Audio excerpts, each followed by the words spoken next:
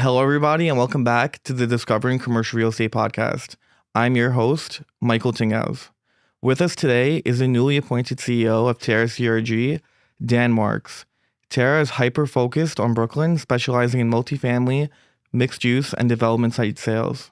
Dan, pleasure to have you with us. Michael, thank you so much for having me. I really appreciate it. Of course. So before we jump into the business, tell us a little bit about yourself and kind of how your career started. Sure. Well, there's a long story and there's a short story. I'll try to keep it short. I mean, I was born and raised in a northern suburb of Chicago called Glenview, Illinois. Traditional upbringing. Went to college up in Milwaukee at Marquette University. Went to grad school in Boulder. And real estate. I've always been sort of interested in it, but right out of school, I didn't really know what I wanted to do, so I got into inside sales, corporate inside sales.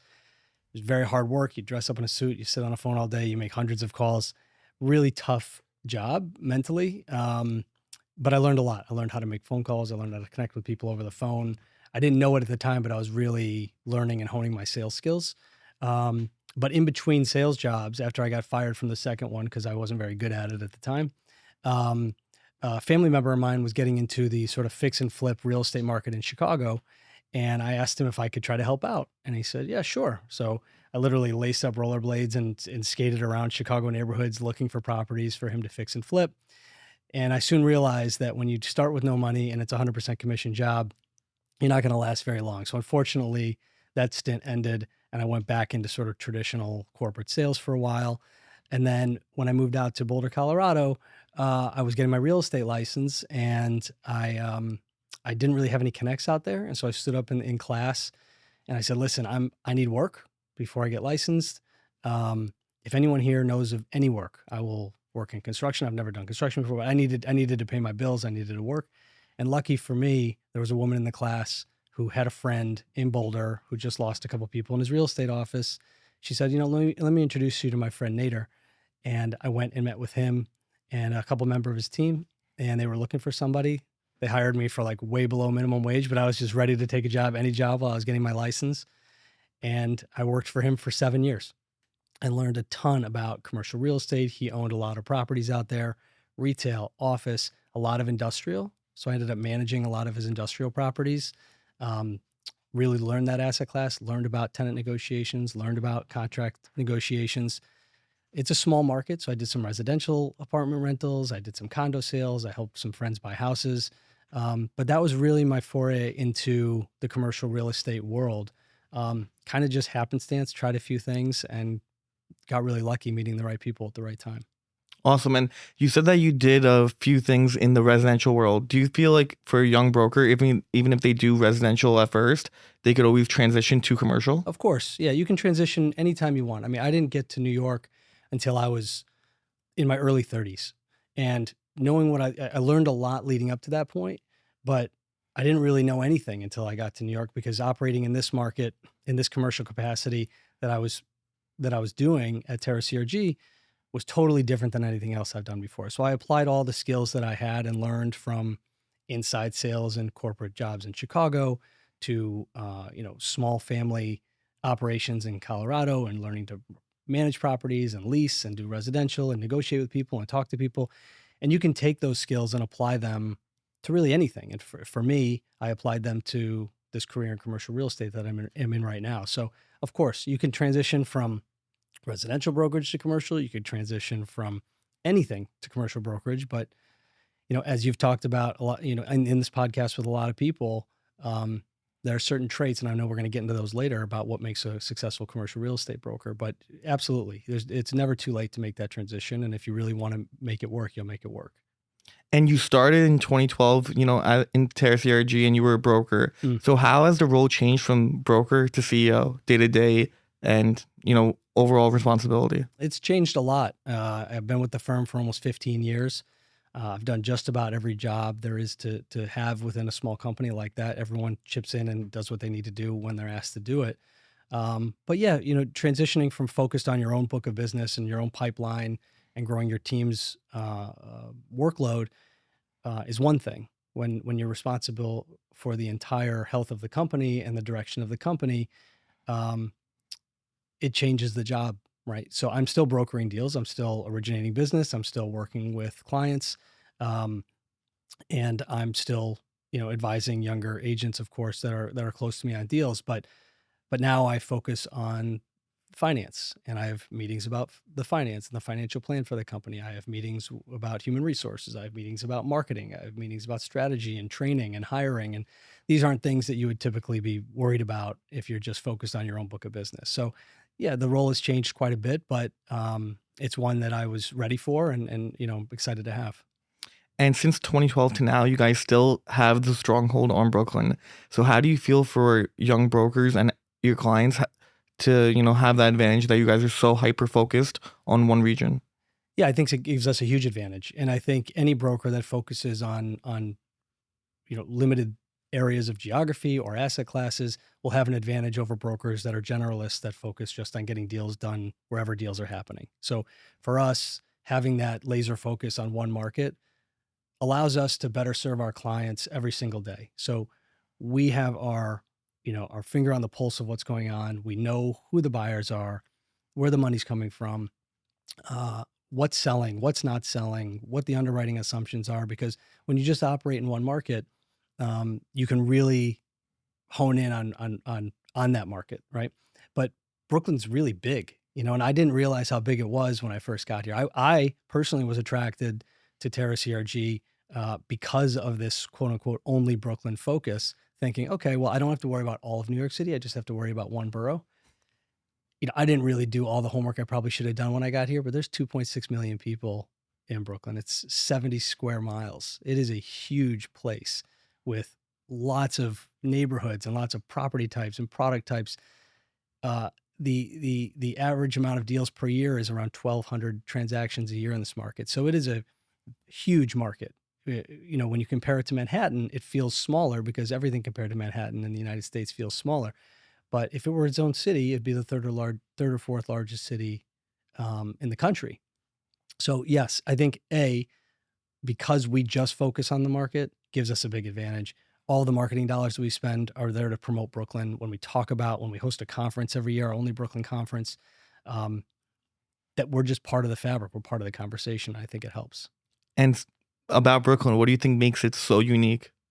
so much. I think a lot of people like to make jokes about, this borough's better than that, or that, I mean, I do obviously think Brooklyn's the best, but all of New York City is super unique. All the boroughs, all the 5 boroughs. I think what makes Brooklyn so special is the cultural diversity that it has. I mean, there are people from all over the world who have established large communities all over the borough, the neighborhoods. If you want Guyanese food, you can go get Guyanese food. You want some of the best Chinese food, you can go down to Chinatown. You want great pierogies, you go up to Greenpoint. I mean, the food, the culture, the arts, the entertainment. We have Barclay Center there. We have Brooklyn Steel. We have Paramount. We have all of everything that you could want. We have Prospect Park. We've got Brooklyn Bridge Park. We have Domino Park. We have great developments. We have high rises and we have low density neighborhoods.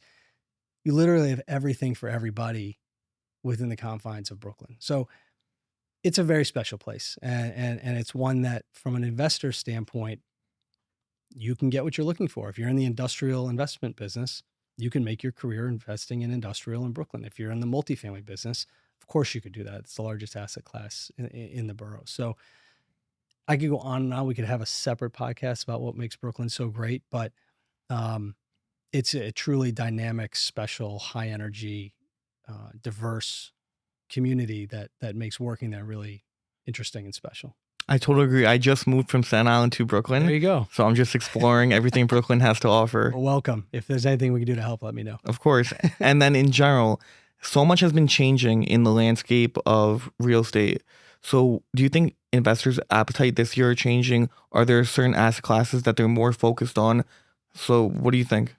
Yeah, I mean, investor appetites are always changing and they're always evolving, and they tend to go where they feel like the biggest opportunities are. So, yeah, if we just take this year for example, we put out a quarterly market report, and just this past week we put out our half year market report.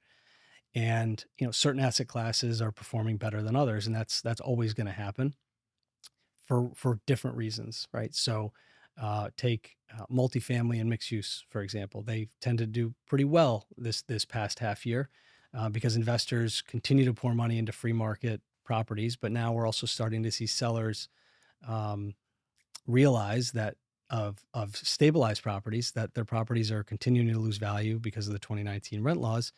And instead of continuing to lose value year after year, they're starting to acquiesce and say, you know what, it's time to sell. It's been 6 years. We don't see any change on the horizon. So we're starting to see a little bit more transaction volume in that space. In the development side, transaction volume was flat year over year, but flat doesn't mean zero. It means it was still pretty robust. There's a lot of small to medium sized development sites in Brooklyn that are not impacted by the limitations of the 485X tax abatement that came in last year. And then industrial, which was everyone's darling and the hottest asset class in the world since the pandemic, has started to cool down. And we attribute that to interest rates being pretty sticky, being pretty flat over the last 12 to 18 months, and the threat of tariffs and actual tariffs. Because if you're thinking of making a multi-million-dollar investment in real estate for your business, which most of the industrial property is purchased by users who are going to use the business, having expensive capital and uncertain about what your costs are going to be associated with running that business will tend to slow down those major investments. It's always a slower asset class because people don't just sell because they're timing the market. They're usually running their businesses. That's who most of the sellers are in the industrial space. So again, there's different appetites for different asset classes for different neighborhoods. You know, if you put a development site on the market in, say, the Gowanus neighborhood, huge appetite. We have a property on the market right now. We have people calling every day. When are you calling for bids? When are you calling for bids? You know, that's a great thing for a seller to be in a position like that. And then we'll have other listings in other neighborhoods that may not be as hot where the appetite is smaller. Doesn't mean there's always some appetite at a price, but it just sort of ebbs and flows depending on market conditions. But policy really feeds the appetite. That's something that is really impacting New York City in a lot of different ways, and we're keeping really close tabs on that. And you mentioned so much. You mentioned tariffs and policy changes and all those things like that. So how do those things help you or hurt you when you price a property and set those proper expectations? Yeah, I mean, we are running, you know, hundreds, if not thousands, of evaluations every single year for property owners wanting to know what their property is worth. And it's really not up to us to determine the value of the property, and it's really not up to them to determine the value of the property. It's really up to the market to price the property. So our job is to know what's going on in the market and to give our clients a general range as to where we think the market's going to be on the low end, you know, in the median, and where we think it's going to land on the high end. So we learn by studying the comps, having properties on the market, listening to buyers, talking to them about their assumptions, looking at the rental markets, studying the rental markets, reviewing other people's market reports, leasing reports, and really we have to know all of these things so we can come up with a very accurate representation for price. Sometimes our clients agree with us. Oftentimes they think their properties are worth more than they are. But again, it's really not about. We need to be able to show them really where the market pricing we think really is, and we show them a detailed analysis on how to get there. But the key is making sure that it's taken through a formal, professional, organized marketing process. And if you do it right and you put it on the market and expose it to the right people, you will, beyond a shadow of a doubt, know what the market price is within a reasonable amount of time, 30 to 60 days. You'll know exactly where the market pricing is. But it starts with people asking us what we think, and we have to be relatively accurate in order to be able to win that business and you know, establish trust with them. So either if you're overpriced or underpriced, the market will let you know? It's almost instantly. Yeah. Better to be underpriced in a market like New York City and Brooklyn than overpriced. You really don't want to be chasing the market down. We constantly have conversations with our clients about pricing strategy. Oftentimes we are not the highest broker opinion of value that a client's going to get because we really want to establish that relationship with the client extremely credibly. And we don't want to be coming back to them at the end of the process and them saying, well, you told us you could get this. How come the market's pricing at this? We'd much rather say, look, the market's right within the range that we thought we were going to be in. Our marketing process has extracted the highest prices, and this is where we're at. So yeah, you know, you don't want to tell people their property's worth a lot less if it's worth a lot more. That doesn't do anybody any good. But pricing strategy is critical when you're taking properties to market. Sure. And throughout your whole career, is there a specific deal that you're specifically proud of that challenged you? Yeah, I would say, I mean, there's lots of deals that are memorable. I would say the one most recently that I'm particularly proud of is the closing of 410 Kingsland Avenue in Greenpoint, Brooklyn. That property was owned for a very, very, very long time, decades upon decades, if not more than 100 years, by who's now ExxonMobil. ExxonMobil operated in that region for a long time. This was their last major piece of property in New York City that they were looking to sell. Typically, they go with one of two global firms for their dispositions. They just sort of trade back and forth between one and the other, which makes sense. You would think one of the top 10 largest companies in the entire world would want to work with another global company. However, when it came time to selling their property in Brooklyn, they were introduced to us, and they were really impressed with the fact that we knew the market inside and out. We had transacted on the property to the north of them, to the south of them, 12 other properties along Superfund sites. We knew the environmental conditions better than anybody else. We knew the consultants. We knew the buyer's market. And they were impressed with the fact that, yes, we were small. We're probably the smallest company in the world that's ever worked with ExxonMobil. We're a company of around 25, 30 people. But they appreciated how well we knew the market.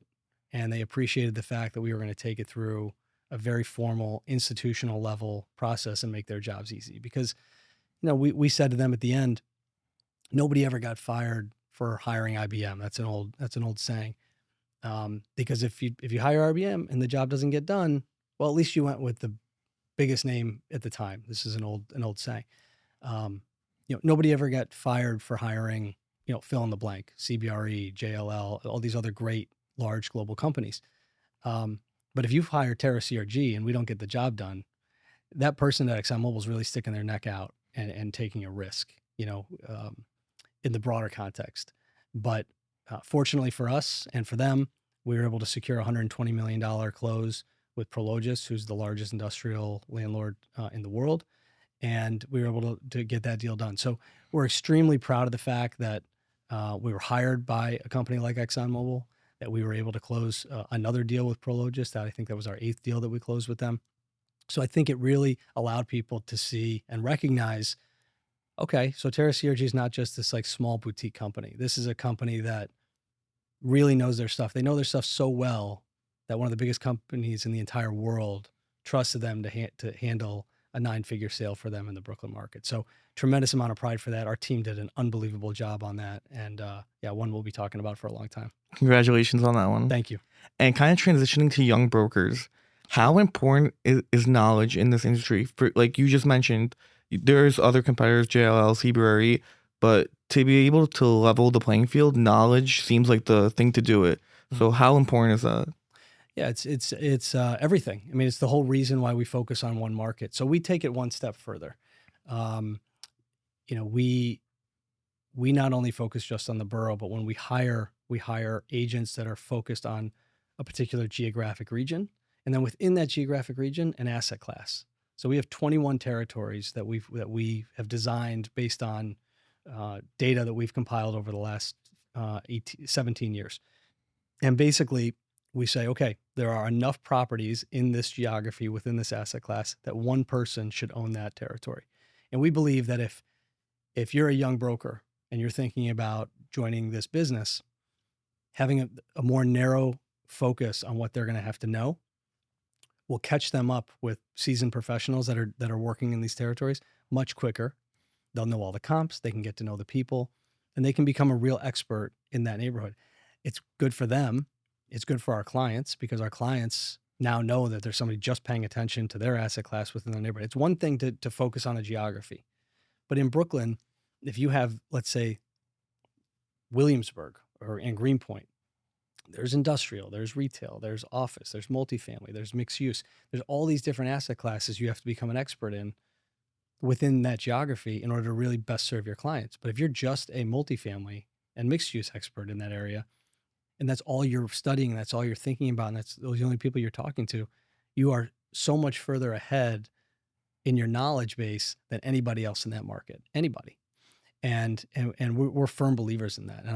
And we see it time and time again. So to answer your question, how important is information? It's really everything, because right now at the touch of your fingers on using AI or using Google or whatever it is, you can get answers to almost anything. But really understanding the underlying factors, what's going on in the market, what are people interested in, what are they going after, who's the most active buyer, why are these people, why can you trust these people and not these people, what are the stories on the streets that you're hearing? That's why the brokerage business remains and persists and continues to grow and be a valuable service for customers. Otherwise, technology would just wipe us out. But that having that information and then knowing what to do with it is everything. And if you take a young broker and you put him in, let's say, Park Slope, and you make him specify in multi or mixed use, how does he go? Like, what's his days like learning kind of what that is? And Yeah. So within our firm, you go through an intense training program, and then there's always a senior broker there to make sure that there's a mentor for you, to bounce ideas off of. But we give them strategies on how to talk to people in the market, make sure that they're leading with information, that they've got comparable sales, stuff that we're working on. You have to be able to give people a lot of information and build their trust before they're going to really share anything with you. So these brokers have to be patient. They have to play the long game. They have to really think about, okay, I know this first call I'm making is probably not going to turn into business, but I know if I call this person over and over and over again with more information that they're seeing in the market, I'm going to build up their trust. They're going to look at me as an expert. And when the time comes, hopefully I'm going to be the person that's going to help them with the disposition of that property. So we help them by reminding them they're playing the long game, help them by tracking their effort and measuring their metrics and seeing, okay, where can we focus more time? Do we need training on our pitch? Do we need training on our underwriting? Do we need training on our time management? And I meet with everyone on our team once a month. Our sales manager meets with them once a week to make sure that they have what they need from us. I came up with this analogy the other day. I'm a big fan of tennis. My wife is from Serbia, and we're big Novak Djokovic fans. And and I grew up playing. And when you watch a tennis match, on a singles match, there's two players playing against each other. But at the end of the match, they always thank their box or the team that's there supporting them, that's sitting on courtside. It's usually their partner and their coach and their manager and their agent and their nutritionist and blah, blah, blah, blah, all these people. So those people are there to support that player as the best they can. But ultimately, it's the player's job to perform that day. And I look at our job as managers of the company and my job as CEO of the company to be that person in the box, to be their coach and encourage them during the match. And when things aren't going well, give them some energy. And when things are going well, continue to encourage them to push further and push harder. But my job is basically limited to what I can do in that box. But when they're not playing, they're at training, they're at practice, they're out there working together. I'm hitting balls with them. I'm getting them to be better. But ultimately, if they don't show up on the court that day and they don't pick up the phone and make the calls and they don't go out to the networking events and talk to the people, they're not going to get any better. I can only do so much. So it's a two-way street, right? We're there to support them and they're there to perform. Awesome. And I love tennis too. Okay, great. I'm a big Alcaraz fan. Awesome. And you mentioned that your team's 35 people, right? So that means you guys look for something special in each hire. So kind of what are the qualities that you guys look for? We're not 35 yet. We're about 25 right now. We're looking to grow the company. We're continuing to grow the company. We still have territories that we're looking to fill. As far as what we're looking for, we're really looking for people who are coachable, who want to learn, who are competitive, who have an understanding of what's their why. I always talk to people like, why do you want to do this job? What is the reason? Are you driven by money? Are you driven by your passion for sales? Are you driven by whatever your reason is? Know that before you go into it, because it's going to be a long slog. It's going to take time. And we always talk to them about, some people, I think when they interview potential new hires, they say, okay, you can make $100,000 in your first year and you can make $1 million within a few years. And yeah, okay, maybe, probably not. The reality is you're probably not going to make any money in your first year. And the reality is you're probably not going to make very much money in your second year. But if you do all the things that we tell you to do, and you're coachable, and you're open to constructive criticism, and you're willing to put in really hard, long hours, you will find success, because thousands and thousands of people have done it before you, and you're not any better or worse than they are. They just put in the work. So they have to trust that we have their best interests at heart, that they're willing to learn from us and apply those things. And it's easier said than done. A lot of people say, yes, I want the job, just because they want a job. Then they get the job, and I'm telling them, okay, let's do this, let's do that. And they're like, well, you're not paying me a salary. You're not paying me benefits. Like, why should I listen to you?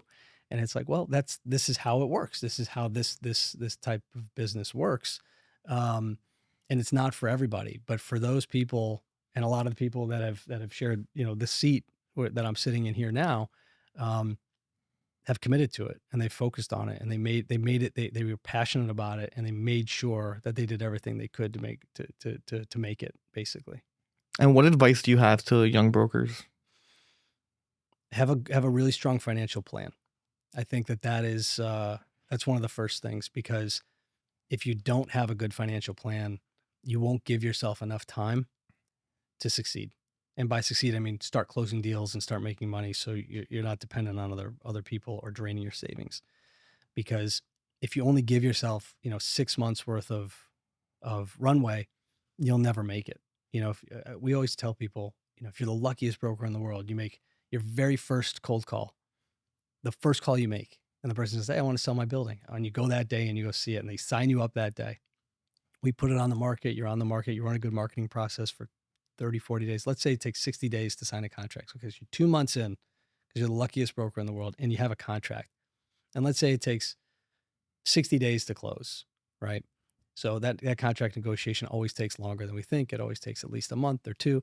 Now you're 6 months in from that first phone call to that closing, but no one's that lucky. That's not really how it works. It takes thousands and thousands of phone calls to get your first listing. It takes months and months and months to get your first listing. And if the typical time frame from list to close is around 6 months, maybe you don't get your first listing for 6 months. Maybe it takes 9 months, and now you have to start planning on what that's going to look like. So you really need to have, and I probably should have had a better financial plan, honestly. When I was fairly naive when I entered the business, and maybe that's part of it, but I think that's a critical step, because it's hard, and not making any money and working really hard is a very hard thing psychologically, to keep waking up motivated, keeping up wanting to push harder, make more calls, meet with more people. This is sales. It's a street filled with rejection and adversity. But it's also a numbers game. It's a contact sport. And if you put in the work, if you make all those calls, if you do it the right way, if you do it with integrity, and you build up a good relationship with the market and a good reputation, you will make it. There's no doubt in my mind. But this is New York City. It's expensive to live in this city, even with roommates and even with a budget. Like it still costs to live here. So that's the biggest thing that we talk to people about. And as a broker, now CEO, what motivates you? What keeps you going and pushing every day? I love this company. I was lucky enough to land here 15 years ago, when Ofer and Melissa hired me. I never really thought about the career path. I just wanted to do the best that I could, and I thought I was a pretty good salesperson, and I thought that they had a really good vision, and I was right about that. And there's a lot of people at our company, and they don't just depend on me. They depend on each other. They depend on all of the senior managers and partners at the firm, and we have an obligation to them. And I want to see all of them be as successful as they want to be, if not more, and push them from behind. So I'm really driven by that. Of course, I have my family I want to take care of, and I have my clients and the relationships. And I want to make sure that I do the best job for them personally, but I'm driven by something bigger now. I have an obligation to continue on Ofer's legacy. Ofer put his blood, sweat, and tears into TerraCRG for the better part of 17 years, 15 years, I guess, before I took over. But he built an unbelievable brand and an incredible reputation in the market. And we do so many good things for the people that come to work with us, but also for the community. What I loved about Ofer and Melissa's drive early on was that they were very community oriented.